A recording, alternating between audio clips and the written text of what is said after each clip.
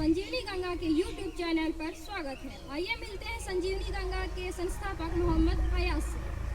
लोग इंसानों के मरने के बाद श्रद्धांजलि देते हैं, आप इस पेड़ की दे रहे हैं, ऐसा क्यों?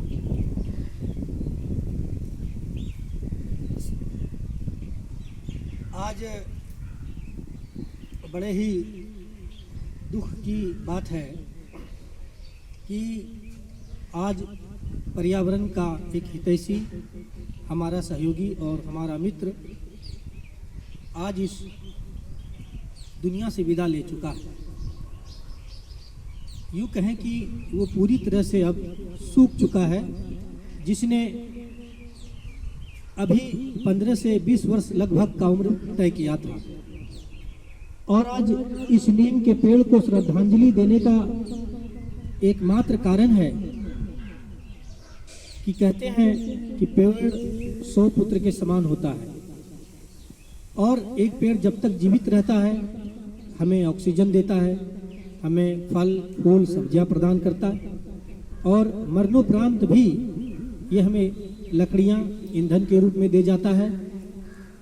और इसीलिए हमारा फर्ज बनता है कि हम ऐसे पेड़ जो सूख गए, किसी कारण मर गए, हम उनको श्रद्धांजलि दें। और भारत एक सांस्कृतिक विरासत वाला राष्ट्र है, जहाँ पेड़ों की पूजा की जाती है, पेड़ों को सम्मान दिया जाता है।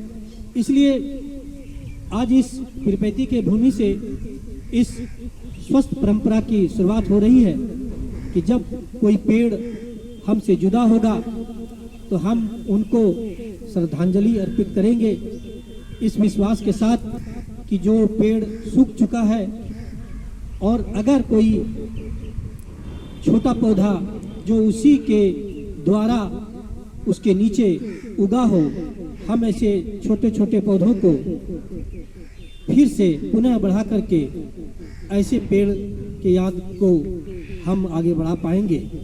यही एक छोटी सी कारण है। बहुत ही अच्छी बात कही सर ने। पेड़ क्यों सूख जाते हैं सर? देखिए, अमूमन पेड़ के सूखने के जो 2-3 कारण होते हैं। पहला कारण तो ये है कि भारतवर्ष में आज 2 तरह के पेड़ जो काफ़ी सूख रहे हैं, एक शीशम का और दूसरा नीम का।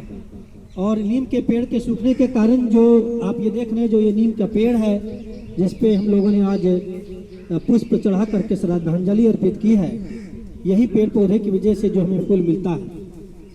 अमूमन पाया जाता है कि इसमें दीमक लग जाते हैं, और ये माना जाता है कि भारत में औषधियों गुणों का जो भंडार है वो नीम में पाया जाता है। हर एक आदमी अगर अपने सुबह की शुरुआत नीम के दातुन से करता है, तमाम तरह की जो स्किन डिजीज होती है वो नीम से छूट जाता है। पर ऐसा वातावरण में ऐसी कौन सी कमी आई जिसमें इस तरह की जो औषधीय पेड़ जो खुद इतना तीता होता है, उसको दीमक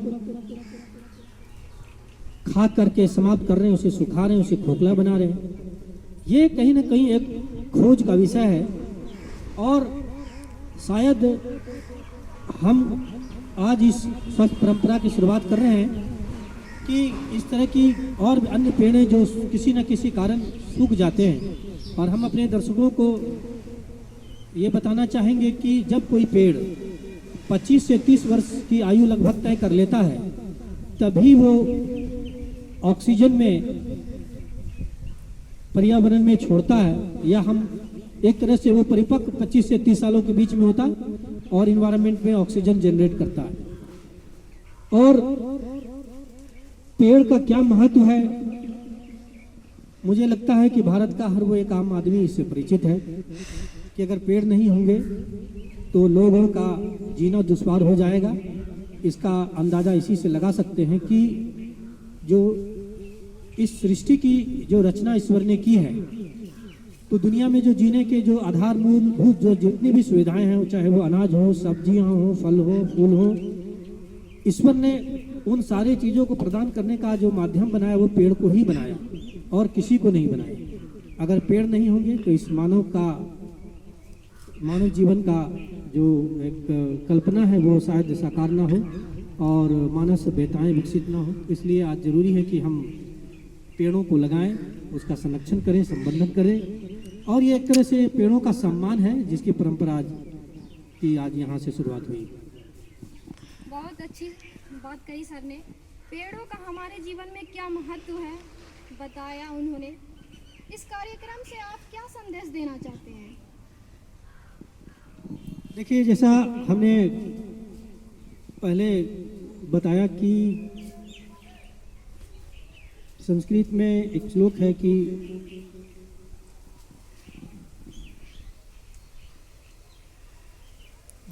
वृक्षाद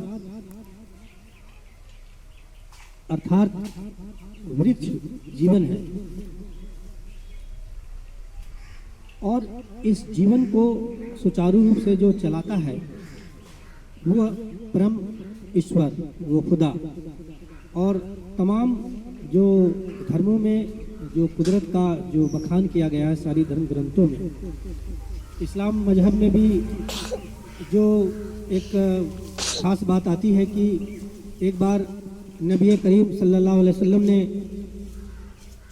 अपने सहाबियों से इरशाद फरमाया कि जब आपको लगे कि अब क़यामत नज़दीक आने वाली है तो लोगों को चाहिए कि वो एक खजूर का दरख्त लगा दे, अर्थात कोई भी पेड़ लगा दे, तो उस एवज में अल्लाह दुनिया में किए गए उसके गुनाहों को बख्श देता है।